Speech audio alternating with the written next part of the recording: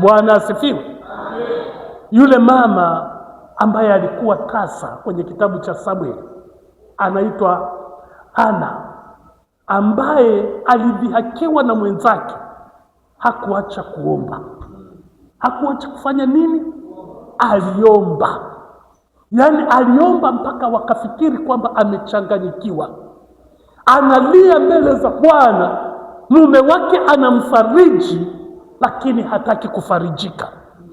Leo hii nataka nikuambie hivi,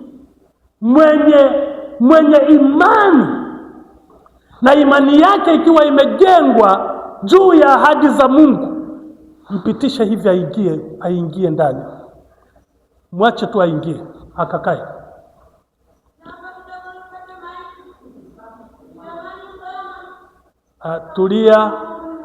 Tulia kwa jina la Yesu.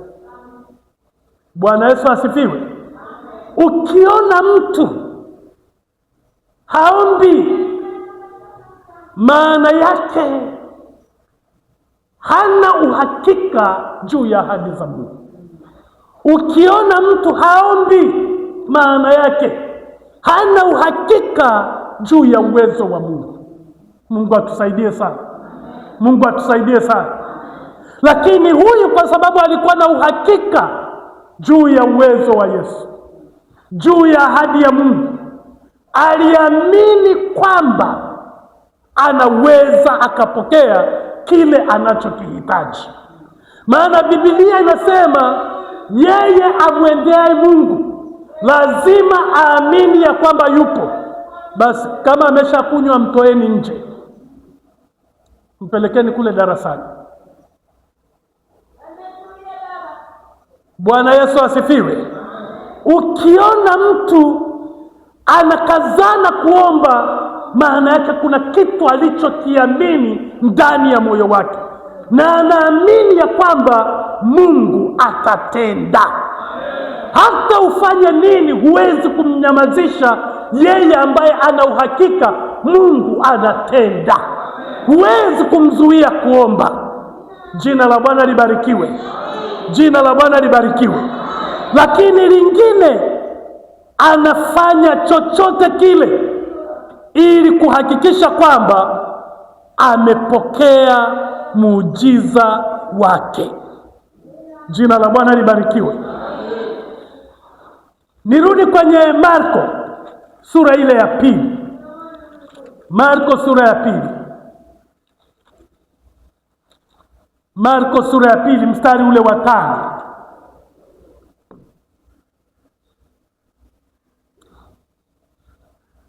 Haleluya. Haleluya. Nianzie ule mstari wa kwanza mpaka wa 5. Akaingia Kapernaum, tena baada ya siku kadha wa kadha akasikiwa ya kwamba yuko nyumbani. Wakakusanyika watu wengi, isibaki nafasi hata mlangoni. Akawa akisema nao neno la Mungu. Wakaja watu wakamletea mtu mwenye kupooza, anachukuliwa na watu 4. Na walipokuwa hawawezi kumkaribia kwa sababu ya mkutano, walitoboa dari pale alipokuwa, na wakisha kuivunja wakatelemsha godoro alilolalia yule mwenye kupooza. Na Yesu alipoiona imani yao, hebu sema amen. Alipoiona nini? Imani yao, akamwambia yule mwenye kupooza, mwanangu, umesamehewa dhambi zako. Hebu sema amen. Aliona nini Yesu? Aliona imani yao. Mstari ule wa mwisho, mstari wa 11 na wa 12. Nianzie ule wa 10. Lakini mpate kujua kwamba mwana wa Adamu anayo amri duniani ya kusamehe dhambi. Hapo amwambia yule mwenye kupooza, na kwambia, ondoka, ujitwishe godoro lako, uende nyumbani kwako. Mara akaondoka, akajitwika godoro lake, akatoka mbele yao wote, hata wakastajabu, wakamtukuza Mungu wakisema, namna hii hatujapata kuona kamwe. Bwana Yesu asifiwe. Imani yako, hebu sema amen.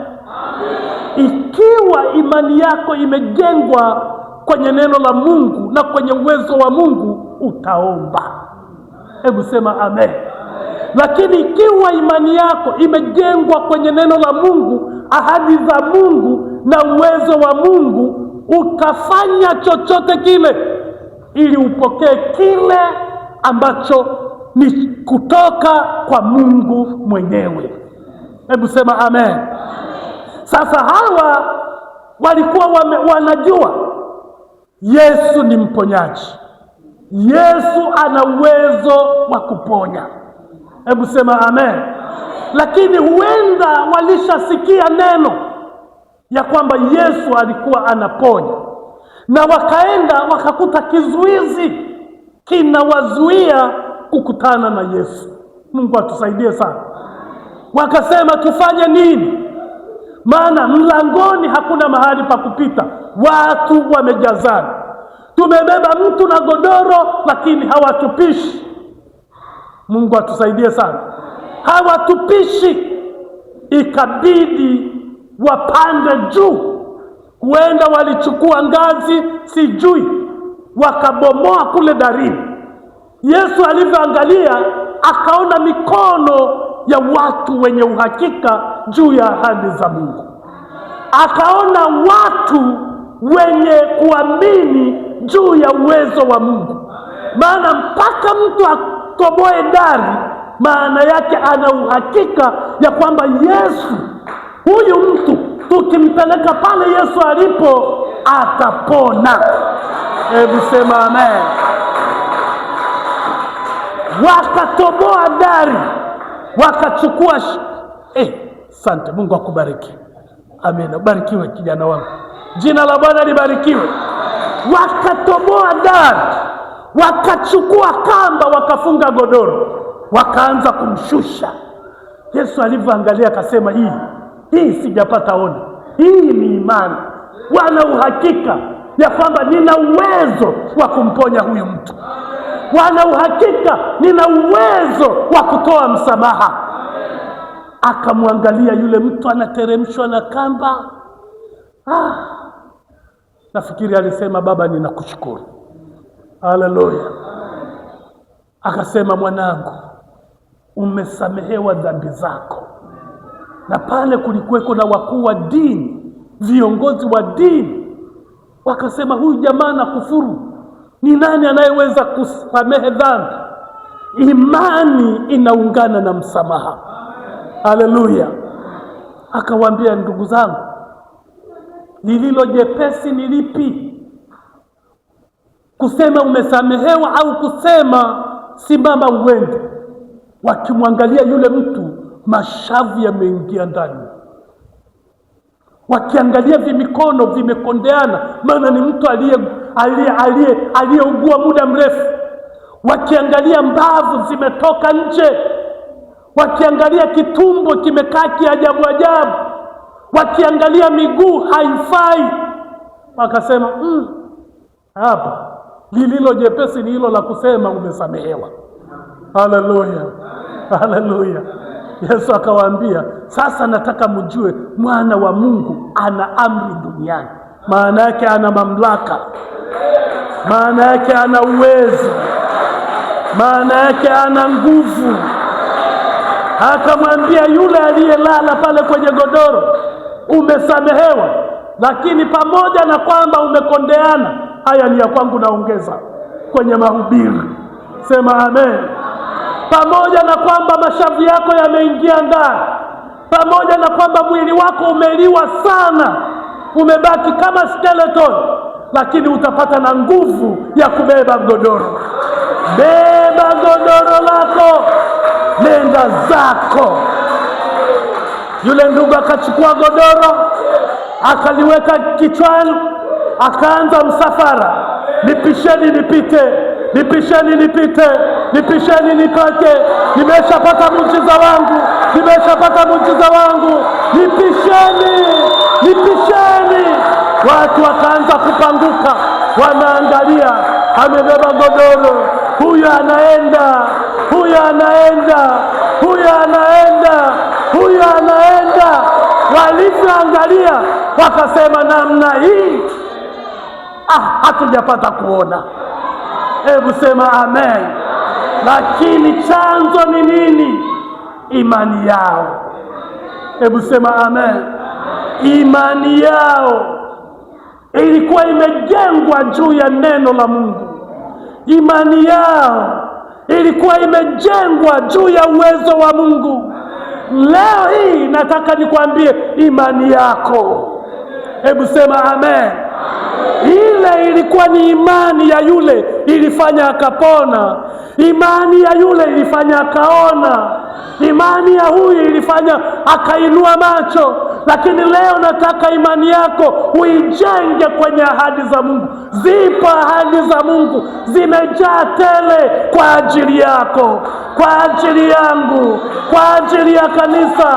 Na ahadi hizi, barikiwa binti yangu, Mungu akubariki.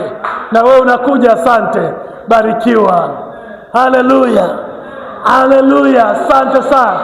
Na ahadi hizi ni kwa ajili yetu sote, na Mungu awabariki. Jina la Bwana libarikiwe. Ubarikiwe mwanangu, ubarikiwe kijana wangu. Jina la Bwana libarikiwe, jina la Bwana libarikiwe. Unao uwezo, hebu sema amen. Kwa sababu ile hali ya kuamini tayari iko ndani yako, ni wewe tu kuiweka kwenye ahadi za Mungu, ya kwamba Mungu alisema, ya kwamba Baba alisema, ya kwamba Mungu alisema. Watumishi wa Mungu, Mungu awabariki. Haleluya. Ya kwamba yeye alisema, kama amesema nitapokea, kama ameahidi nitapata. Watu wanasema ameisha huyu, lakini unasema mimi bado niko ngangari, nitaziangalia ahadi za Bwana, nitaziangalia ahadi za Bwana, nitaziangalia ahadi za Bwana. Yeye ana uwezo, yeye ana nguvu, yeye ana mamlaka. Kila nilichokihitaji nitakipokea. Nataka nikwambie, imani yako itakufanya upokee. Simama kwa miguu yako. Haleluya, haleluya, haleluya, haleluya. Wote tunaweza tukapokea, wote tunaweza tukafanikiwa, wote tunaweza tukaona Mungu akituinua tena, wote tunaweza tukaona. Jina la Bwana libarikiwe. Hakuna kilichopungua. Mungu ni yeye yule yule, ahadi zake ni kamilifu, maneno yake yamekamilika, yuko tayari kufanya kwa ajili yako. Hebu funika macho yako.